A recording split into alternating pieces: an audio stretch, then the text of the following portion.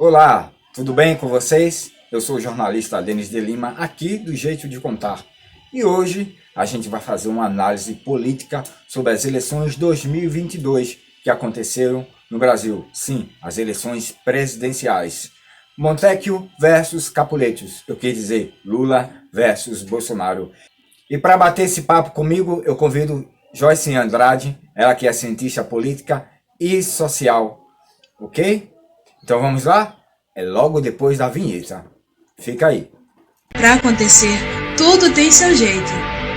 Jeito de contar.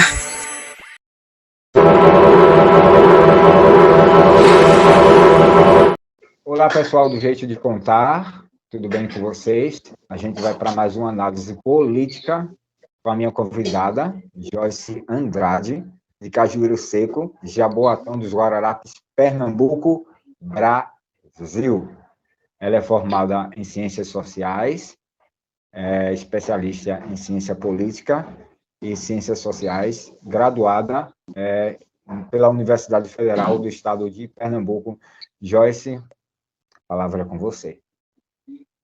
Queria agradecer pelo convite, mais uma análise.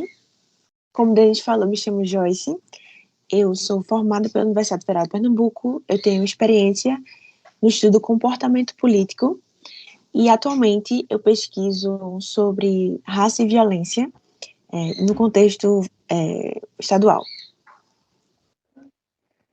Joyce, Lula falou, assim que saiu a eleição, que foi aquele sufoco, o vira-voto ali empatado por centésimos de milésimo de segundo, igual Fórmula 1. Milésimo de segundo quase que não ia e o povo estava aflito, gente que quase que teve um mal súbito, outros tiveram infarto, outros tiveram que ser socorridos.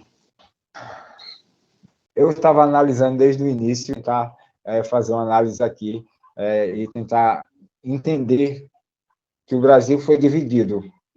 Você percebe que o Brasil foi dividido. E no discurso do Lula, ele disse a seguinte frase, vou ler. Essa vitória não é minha, não é do PT, é do povo brasileiro. Eu não vim para governar, e sim para cuidar. O que é que está por trás da fala do presidente Lula da Então, Silva? Lula, ele é um excelente político no sentido de saber o que dizer. Lula viu que as pessoas estavam cansadas do jeito de governar do Bolsonaro. No sentido de, por exemplo, a negligência com relação à vacina. Justamente essa fala do cuidado. E eu acho que Lula, nessa fala, traz de volta as memórias afetivas que a gente tem com relação ao governo que ele fez durante 2 mandatos, que foi um governo de prosperidade, principalmente econômica, e ele traz de volta esse sentido de não é meu, é nosso. Não é o presidente Lula que está aqui, não é, sei lá, Janja, não somos figuras individuais, nós somos um conjunto. E eu acho que ele foi um mestre em falar isso, porque Ele era é o que um as pessoas... político nato, na verdade, né? Nasceu para fazer política. E eu acho que é muito interessante pensar nessa fala de Lula, porque realmente existe esse apego a essas memórias e a esse cuidado do pai. Muita gente chama de pai Lula, que era realmente o que o Brasil estava precisando. Muito interessante essa fala dele. O PT sentiu uma certa resistência quando aí, então, ele estava procurando um vice. E as pessoas colocavam o Alckmin, o Alckmin, o Alckmin, surgiram vários nomes, mas o nome do Alckmin, mas o Alckmin, ele é conservador, mas o Lula, como eu digo que ele é um político nato, ele soube analisar o cenário atual do Brasil e colocar um conservador, digamos assim, de centro-esquerda, centro-direita, para poder acalmar os ânimos, digamos assim. Eu vou usar essa palavra, acalmar os ânimos e dizer assim, eu vim para todos. Quando você Sim. fala da questão do discurso dele, que eu vim governar para todos, e não para uma parte de uma população. Agora, quem é esse tal mito, Jair Messias Bolsonaro, que entrou em guerra com as instituições, atacou nós, jornalistas, né? Uhum. Denegriu a imagem das mulheres. E como analisar socialmente, cientificamente, psicologicamente, sociologicamente, todas as dias juntas, como a gente diz, quem é Jair Messias Bolsonaro?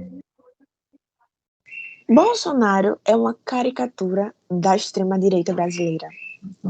Você vê que a ascensão de Bolsonaro vem com a volta desses princípios ultraconservadores e armamentistas e violentos e, sabe, de 2018 para cá, você vê que todo mundo, generalizando, você vê que todo mundo que pensa de certa forma parecido desse jeito, assim, não, lugar da mulher na cozinha, vê em Bolsonaro sabe, um grande ídolo, vê em Bolsonaro um mito. Orgulho de defesa. A pátria, a família tradicional. Então, ele é essa caricatura. Você pega, é como se fosse uma panela, você vai temperando tudo, e o final, o bolo, é isso. É justamente representar uma grande parte da sociedade que, infelizmente, na visão dessa cientista social, tem esses princípios como os princípios guiadores do jeito de existir e de se comportar perante outros. O Brasil ficou dividido em duas metades. Sim. Como diz o Fábio Júnior, duas metades da laranja. Da laranja. Né? Da laranja. Vou usar uma figura de linguagem agora, duas metades da laranja. Digamos, as boas e as ruins. Na verdade, quando eu fiz uma análise política, eu usei uma obra de William Shakespeare, era para simbolizar, a obra de William Shakespeare foi Romeu e Julieta, para simbolizar os Motéquios e os Capuletos. O amor pelo ódio, o amor pelas pessoas e o ódio camuflado de patriotismo, né? Essa ideologia do mito, como foi declarado. Há quase 30 anos, como parlamentar, ele sempre sobreviveu da política. E a gente fica tentando entender como um governante, uma figura pública consegue viver tanto tempo da política, né? Durante quase 30 anos, e conseguiu cair de paraquedas no Palácio do Planalto, sendo presidente da República. É justamente isso, desse sentimento de... Ele representa tudo que a gente precisa. Ele é anticorrupção. Veja o governo do PT. Passaram anos nos roubando. E aí tem um cara que é anticorrupção. É um cara que... machista. E o nosso Brasil é bem machista culturalmente. Um cara que defende o armamento.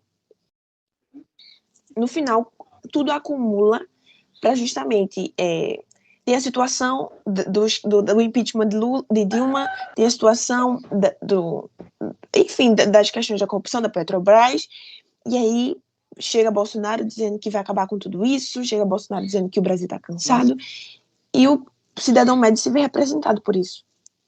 No governo dele, veja só, vamos lá, no governo dele, vamos buscar a linha, eu tenho memória, sou jornalista. Sim. 5 ministros da Educação. Em 3 anos, sim, tivemos 5 ministros da Educação. Ele cortou verbas essenciais para manter as instituições públicas federais, as faculdades, sim, as universidades, né? Sim. As bolsas de estudos. Ele vetou tudo. E bloqueou, se não me fala a memória, e se eu estiver errado, alguém me corrija depois nos comentários, bloqueou as bolsas de estudos de quem já estavam lá e que precisava terminar a sua conclusão das suas pesquisas.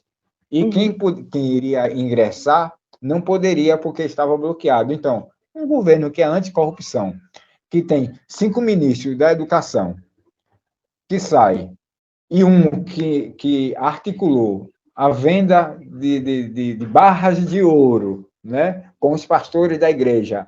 Vamos lá, falar de vacina. Vamos falar de vacina, quando a gente toca no mito desse anticorrupção. Vacina. Negou a vacina, ninguém sabe se ele tomou vacina ou não, não mostrou o cartão de vacina dele, negou a vacina, atrasou a vacina. Nós fomos os últimos países a dar a vacina, onde o governo de São Paulo, com o João Dória, decidiu, por conta própria, resolver o problema. João Dória, que saiu até então, saiu presidente da República, mas por conflitos do partido não seguiu em frente, mas ele decidiu, junto com o Butantan, não, a gente vai meter a cara e vai trazer a vacina para o Brasil, e trouxe a vacina. Mas um país que negociou a vacina a $1... Então, é aquela grande coisa. Falar é muito diferente de fazer. Ele tem diversos esquemas de corrupção sendo expostos. Tipo, a questão dos imóveis que ele comprou em dinheiro vivo, que a família comprou em dinheiro vivo. Como é isso? Ninguém compra. Pronto, essa é a questão de fazer uma análise também. Ninguém compra em dinheiro vivo tantos imóveis em tão pouco tempo. É um crescimento ascendente familiar. Ascendente. Então, essa questão mesmo de eu faço o que eu digo, mas não faço o que eu faço. Eu estou falando aqui que eu sou anticorrupção, mas com o andar da carruagem, aparentemente, né, a gente não tem uma investigação, até porque quando é investigado, os policiais, os delegados são afastados. A gente fala e simplesmente não cumpre. Ele tá aí para falar que é anticorrupção, que é antipetismo, que é anti isso, que é anti aquilo, e ele também tá no mesmo lugar. No discurso do presidente, o presidente ficou calado durante 3 dias que perdeu as eleições. E no discurso dele, eu contei, foram 2 minutos e alguns segundos. Ele apenas agradeceu os votos dele. Eu vou colocar na sequência vamos ver o discurso dele. Ok? Quero começar agradecendo os 58 milhões de brasileiros que votaram em mim no último dia 30 de outubro. Os atuais movimentos populares são fruto de indignação e sentimento de injustiça de como se deu o processo eleitoral.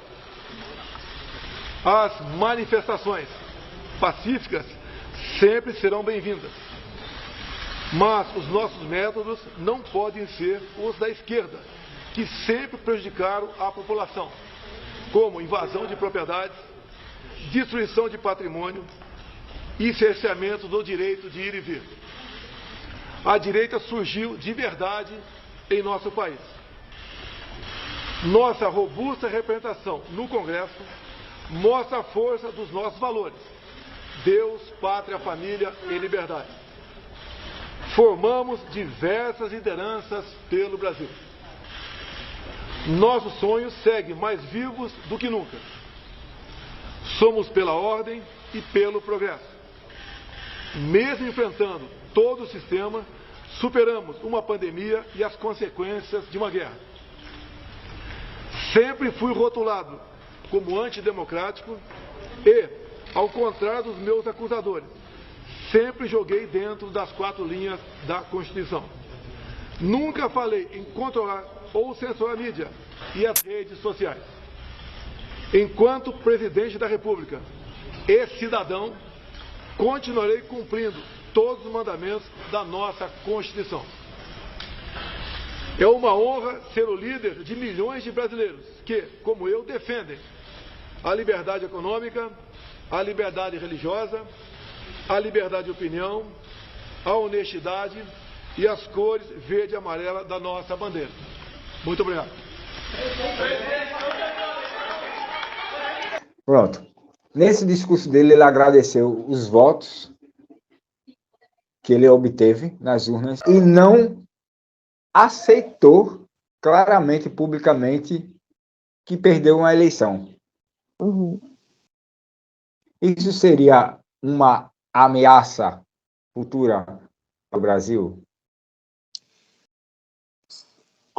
pensando de forma otimista, eu acredito que não. Ele teria muito mais a perder do que a ganhar se ele realmente se negasse a sair do cargo. O que acontece é que Bolsonaro, na minha opinião, como cientista social, se vê muito de um Donald Trump da vida. O Donald Trump, o dono do pedaço. Sim, como o dono do pedaço, realmente. Mas só que ele não é. Não tem a mesma influência que os Estados Unidos. E mesmo os Estados Unidos, com a influência que teve, Donald Trump não indo na cerimônia de posse do presidente que o venceu, não adiantou de nada. O protesto que Bolsonaro fez, né, com essa questão Sim, de não aceitar publicamente. Só te interrompendo para poder não perder o raciocínio. Ele ficou durante 3 dias em silêncio. Uhum. Os caminhoneiros começaram a parar. Uhum. E aí veio o questionamento. Por que esse silêncio todo esse tempo? O caos que o país se tornou. Quando houve a paralisação dos caminhoneiros, eu já pensei, voltamos a ter novamente o caos instalado no país. Dados, vamos lá, de fatos. Que eu coloquei aqui. Pessoas deixaram de receber transplante de coração. Uma pessoa que ia receber transplante de coração, o coração não chegou a tempo, porque precisava de 4 horas, porque as estradas estavam interrompidas. Deixou de receber transplante de coração. Um policial reformado enforcou uma criança de 7 anos, porque ela gritou Lula lá. Veja. Outro atirou em mulher, matou um. Fora o cara que morreu na festa. Ora, eu estou fazendo um breve release para a gente relembrar tudo o que representa os Motecos e os Capuletos, sabe? O ódio e o amor disso, tudo isso.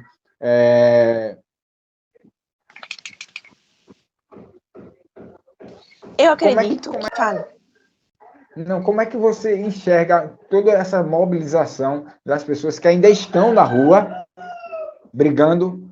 Não é direta já, brigando para que haja um terceiro turno de umas eleições onde criticando as lisuras das urnas, que não são auditáveis, segundo eles ainda continua, e hoje o general, se não me engano, vai dar o parecer dele ao Supremo, ao STE, né? Da análise que ele fez das urnas. Por que ele não fez antes, no primeiro turno? Ele deixou para fazer agora por conta das mobilizações. Eu fico sempre com esses questionamentos para poder entender o que é que está por trás do silêncio de Bolsonaro, que ele foi novamente para as mídias sociais para pedir que as pessoas, não, gente, façam um protesto pacífico. Como protesto pacífico? Pedindo para que as pessoas desobstruam as estradas e façam um protesto pacífico. E essas pessoas que estão na rua, crianças que não estão indo para as aulas, ok? Mães com meninos de colos na rua, brigando quando eu frisei lá na frente, por um mito. Como é que você analisa tudo essa mobilização de 3 dias de silêncio de um presidente que não reconheceu que perdeu? Então, é muito interessante pensar, porque ao mesmo tempo que Bolsonaro pede para que essas pessoas façam manifestações pacíficas, ele próprio, a figura dele, legitima essas manifestações não pacíficas. Um cara que tem como símbolo uma arminha, um cara que tem diversos vídeos falando que a especialidade dele é matar, que vai destruir a petralhada. Um cara que representa isso não consegue aplacar o sentimento de um eleitor que está frustrado porque perdeu, está frustrado porque o fantasma do comunismo vai atacar novamente, que nunca atacou, e vai tirar, de certa forma, certos privilégios que eles obtiveram durante esses 4 anos. Não consegue aplacar a fúria, não consegue diminuir o sentimento, sabe, a necessidade de fazer com que seja escutado. Não, sabe, eu acho que é muito interessante pensar sobre isso, porque esses 3 dias de silêncio de Bolsonaro, que foram muito preocupantes para a gente, como, sabe, cientista e como pessoas que estão, obviamente, preocupados com o futuro do país, esse silêncio foi essencial para que essas manifestações acontecessem. E é muito triste ver o que está acontecendo nesse exato momento no nosso país. As eleições são democráticas, e as urnas são confiáveis, e não há necessidade de dúvida, porque quando ele foi eleito não existiu necessidade de dúvida. Ninguém que não votou nele ninguém que não votou nele achou que a urna estava com defeito, ninguém que não votou nele achou que deveria ser feito um terceiro turno. E por que, quando ele perde, esse sentimento nasce? Qual é o ponto? Tanto é que quando o presidente Luiz Inácio Lula da Silva foi absolvido de todas as condenações, e no último debate da Globo, William Bonner frisou uma fala anterior dele, vou só replicar a fala do William Bonner, que disse que ele não fala coisas pensadas na cabeça. Aliás, nós jornalistas não falamos coisas pensadas na cabeça, nós falamos coisas fundamentadas em fatos. Então, o Supremo Tribunal Federal, né, e todas as instâncias disse que Lula não devia mais nada à justiça, e ele continua chamando Lula de corrupto, de ladrão, de inelegível. Então, é uma cultura do ódio. Eu diria que sim. Mais fundamentalmente, para além da cultura do ódio, é uma cultura do... É uma coisa muito interessante da sociologia política. O ódio que você semeia. É o jogo da soma zero. O meu inimigo político vai contra a minha vida, minha existência. Então ele tem que ser aniquilado de todas as formas. Se o jeito de não eleger Lula é tocando nisso, falando que, por exemplo, tem a ideologia de gênero que o PT vai trazer, sabe, o aborto, essas questões fundamentais religiosas para esse público de Bolsonaro, se essa é a única forma de não eleger Lula, ele vai tocar nessa tecla. E vai estar trazendo essas questões que são, sabe, que não são reais, basicamente, para o debate, para a pauta, e vai ficar falando sobre isso, até realmente tentar com que as pessoas sejam convencidas com esse discurso. Só lembrando que ele saiu forte numa eleição, ele teve quase não, vamos dizer, metade dos votos, né? E o partido vai dar para ele tipo um chefe de honra do partido, presidente de chefe de honra do partido. Seria alguma forma de camuflar ele futuramente de algumas sanções políticas? Porque a partir de 1º de janeiro ele torna-se um cidadão comum. Sim. E não vai ter mais foro privilegiado. Sim. Não necessariamente, porque realmente só quem foi eleito que tem esse tipo de privilégio perante a justiça. Sim, é o que eu estou dizendo. A partir de 1º de janeiro, o Bolsonaro ele não tem mais foro privilegiado. Ele é um cidadão comum. Então, seria alguma forma de cuidar dele ou protegê-lo? Judicialmente, não. Não existe essa possibilidade. Não, isso a gente sabe que não, mas existe as questões políticas. Eu falo as questões políticas, não, né? Também vamos colocar ele aqui, vamos protegê-lo, para que nada de ruim possa acontecer e não estremeça mais do que está estremecido nossas estruturas políticas, tanto no Congresso quanto no Senado Federal, das bancadas que foram feitas. E referente a essas bancadas, isso é preocupante? Para a governabilidade de Lula, para sim. O Lula, Sim. Porque a gente vive num presidencialismo de coalizão, né? Então, que é basicamente o negócio, né? Você tem um partido que tem uma pauta, e aí, sabe? Então, o presidente ajuda, observa e tal. O problema é que essa grande bancada que foi eleita agora, com essa reemergência da extrema-direita e do conservadorismo e dos bons costumes. Preocupa realmente o poder de governabilidade de Lula, porque é a mesma coisa. Posso ter uma ideia super boa de lei, um projeto de lei, uma emenda, e aí eu mando para o Congresso e eles não aprovam, porque eu sou Lula, no caso do Lula, sou Lula, e vou contra o que eles pregam, sabe? Então é muito preocupante para Lula, para a governabilidade que ele poderia ter. A gente está no processo de transição de governo e estão achando dificuldade. Até agora, ele mesmo, o presidente, não quer participar da transição. Indicou o ministro dele lá para a transição de governo.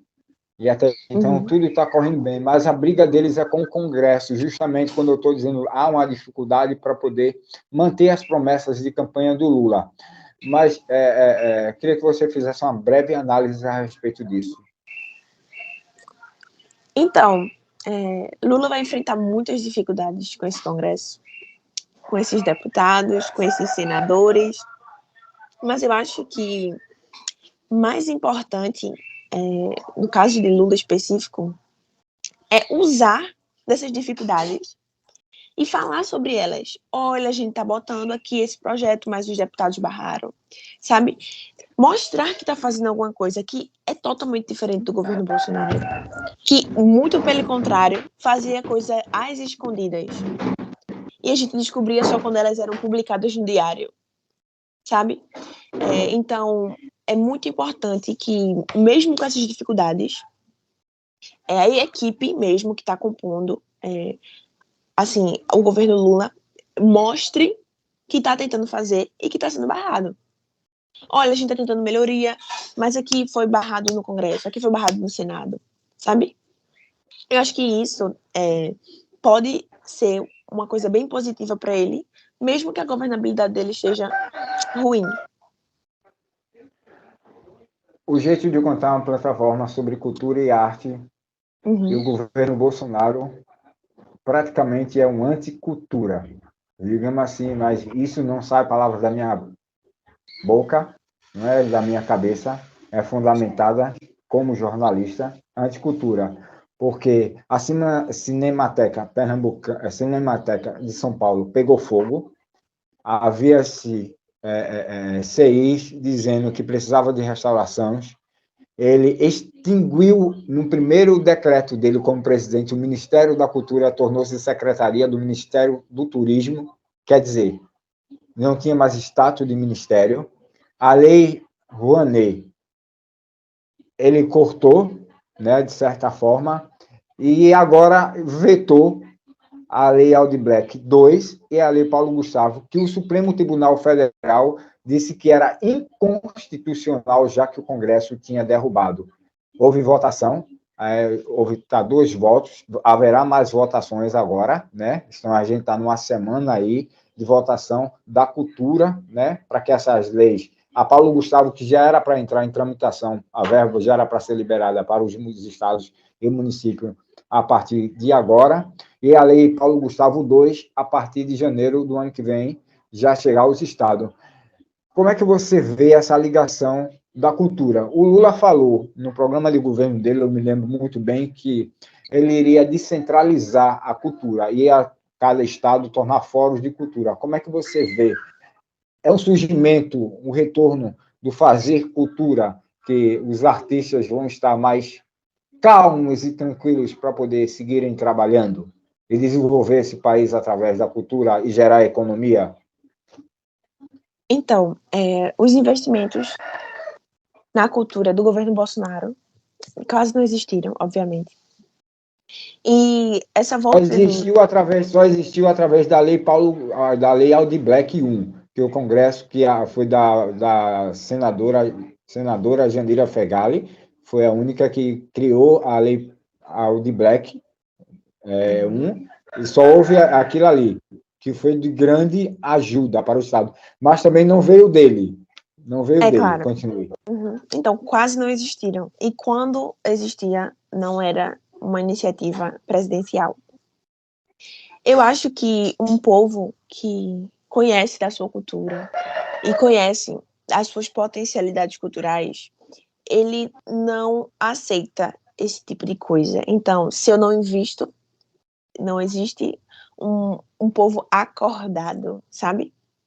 E eu acho que essa volta de Lula traz muita esperança para esse âmbito cultural, uma vez que a gente pôde ver no passado esse incentivo, obviamente, à cultura, não somente à cultura, mas ao esporte, que também sabe, tem um grande potencial aqui. E eu acho que deixa, assim, realmente os artistas e as pessoas, nós, sociedade, esperançosos com essa volta, para que a gente, obviamente, possa desenvolver nossa cultura em paz, que é importante, e que possa gerar, como você falou, economia e, obviamente, oportunidades culturais que são demasiado importantes para que a gente possa se conhecer melhor como povo. Montecchio versus Capuleto. Em uma frase, como é que você diferencia esses dois governantes? Eu diria, fazendo uma referência a Star Wars, eu diria que é o lado sombrio da força, de um lado. Eu não diria que seria Obi-Wan Kenobi versus Darth Vader. Eu queria agradecer a você por mais uma análise política aqui, agora a gente falando do Brasil, e que a gente tenha um pouco de paz e que a gente possa só espalhar notícias boas a partir de 1º de janeiro de 2023, com nova gestão, e que possamos acalmar os ânimos, né? Os ânimos, Claro. e podemos conhecer a perca das urnas. É importante que, nesse momento, e principalmente, eu diria, nos primeiros 6 meses a 12 meses, a gente não desista do nosso Brasil. Vai ser um momento muito difícil. Vai ser, sim, um momento de muita recusa, principalmente, como a gente falou, do Congresso e do Senado, mas que a gente, como população, não desista do que a gente passou 4 anos para se livrar. A gente finalmente conseguiu. É importante que a gente arregace nossas mangas como sociedade e vá para a luta mesmo, sabe? A gente vai passar por um momento bem complicado, mas tudo que é ruim passa. Como o Neymar diz, tudo passa. Então, é importante que a gente não deixe que as atribulações políticas, sociais, econômicas, culturais tirem da gente essa vontade de melhorar nosso país. O Brasil tem muito potencial e se a gente puder reconhecer esse potencial e fazer o possível para que esse potencial seja usado, eu acredito que a gente vai poder ver melhorias e vai poder ver o Brasil feliz de novo. Fazendo uma junção de palavras agora, pegando o seu gancho, vou voltar um pouquinho a 2002, quando no discurso do Lula ele completou, ou não me lembro a ordem cronológica, a esperança venceu de novo e o país vai ser feliz de novo. É o que a gente espera nessa nova presidência democrática. Sim. Todas as instituições decretaram que houve, sim, urnas livres, os votos auditáveis foram seguros e não houve lisuras. E agora a gente vai esperar que essas mobilizações se acalmem-se os ânimos, que a gente possamos seguir com o nosso país para frente. Joyce, muito obrigado por tua participação, viu? Foi de grande validade aqui tua análise política e social. Esperamos nos encontrar mais vezes online para poder a gente discutir outras coisas, outros temas. Deixo contigo para fazer tuas considerações finais. Eu quero agradecer pelo convite e dizer que a ciência social, as ciências sociais, estão sempre dispostas a compreender o mundo do jeito que ele é e a estar presente nas discussões que são tão importantes para a gente. Obrigado. E essa foi uma análise política, de olho na política, e agora falando sobre o nosso Estado maior, que é a República Federativa do Brasil, nosso país, Brasil, fazendo essa análise aí sobre os Montec e os Capuletos, essas duas famílias aí, a briga do amor pelo ódio, né? Que ou foi assim, foi uma eleição de amor pelo ódio, e que a esperança, no final, acalmou-se os ânimos e venceu. O jeito de contar chega aqui ao final de mais uma análise. Continua seguindo a gente nas redes sociais e a gente vamos espalhar só notícias boas, que é o que a gente deseja. Obrigado. Para acontecer, tudo tem seu jeito. Jeito de contar.